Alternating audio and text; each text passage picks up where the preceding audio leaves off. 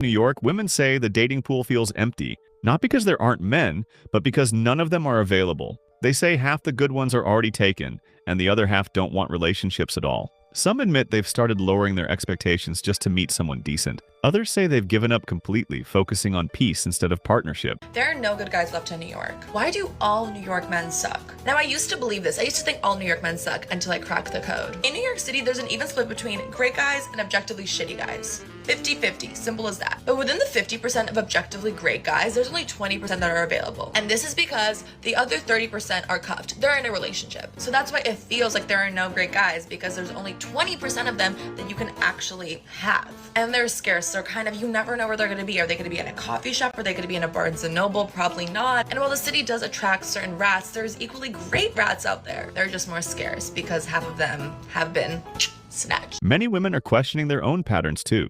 They're realizing that sometimes the nice guy they once ignored might have been the right choice all along. One woman admitted she used to find kind, consistent men boring until she realized how rare they actually were. Now the same women who chased excitement are wishing for stability, wondering why it took so long to see the difference. I hate to say it, but I have to say it because I am sick of this, and I'm speaking to myself. Why do we never give the nice guy the chance? Like, why do we look at the nice guy like the ones who's just annoying and just thirsty and they're always available and not attractive to us?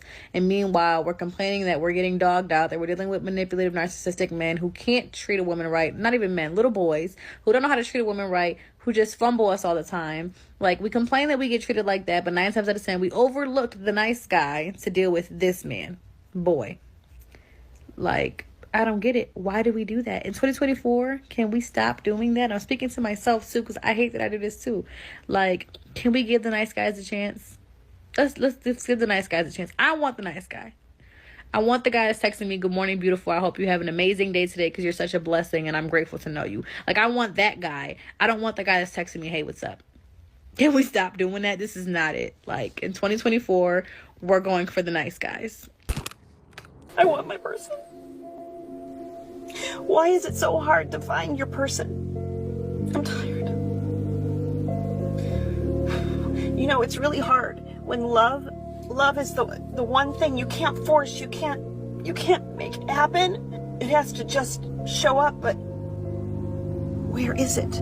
Where is it? I'm so ready, and I have a beautiful life waiting for the perfect man to show up. But even those who want something real are struggling to find it. They say dating feels mechanical now. Swipes, small talk, and nothing that sticks. Everyone's guarded, everyone's distracted, and nobody knows how to connect in person anymore. Some say it feels like people have replaced love with convenience, and they're realizing how lonely that trade-off truly is. It feels so incredibly hard right now is because we currently have gender wars, but we also have an imbalance of energy. More men are now turning more passive, okay, which is deemed as feminine trait, and more women are turning more masculine. When you have gender wars, there will be no harmony. There will be no let's exist in peace. It's really every man for themselves. Women have got to a point now where they realize they don't need men for survival. So men are now panicking because in order for a man to feel good about himself, he needs to feel needed. But women don't really need you guys anymore. They don't. I know so many women who are like marriage-free, child-free, living life, happy, growing, thriving, like the list goes on. So this is the problem that men are having. The reason why it was easier for you guys to date women back in the day was because women actually didn't have options. They didn't have avenues that they can go down. So women were actually coming from a place of scarcity rather than abundance. Now, women have an abundant mindset. They don't need to settle. They do not. They actually don't. Men want us to settle because if women don't settle, then that means men aren't going to be picked anymore. That guy is now worth... What was that? What was that, Joe? No. It can't be real. No! The president has told me there are no longer any good guys. I repeat, no more good guys. We are completely and utterly fucked. A bigger problem might be deeper than anyone wants to admit. Gender roles are blurring, and attraction along with it. Women say men have become too passive, too cautious, too unsure of their place. Men say women have become too independent to need them. Both are right, and both are suffering for it. Without balance, there's no polarity. Without polarity, there's no spark. All of my fellow single 30-year-old girlies, where are we meeting men if it's not dating apps? Because I'm about to boycott Hinge for like the 50th time. I feel like the matches are just not it. And the men on Hinge are also not it. Like they're either emotionally unavailable, which I don't understand being on a dating app if your intention isn't to date, or at least be clear about your intention. Yeah, so where are we meeting them? And I know it's not at a bar or a club. Even the dating apps that promised connection now feel like traps. People complain that everyone's emotionally unavailable, talking but not committing, matching without meeting. One woman said she deleted every app after realizing men were more interested in validation than connection. They don't want love, she said. They just want options. Women would say that men control hookup culture and it's men's fault. That's false. Hookup culture is actually women that control it. We control hookup culture because we're the gatekeepers of sex. And if guys aren't getting it, then they're gonna have to commit. That's just how it is. So the faster women realize that, the better it is, and the sooner this hookup culture ends. Simple. This comment was just too good not to respond to. I honestly think it is true that men nowadays are uninterested in the dating game. And they're most likely the good ones, which then leaves us ladies having bad experiences, and then we, in hand, want to get off the dating scene. So then we're both left screwed because all the good ones are out of the dating scene and aren't interested. When is this gonna change though? Maybe we all need to come back together and make it work?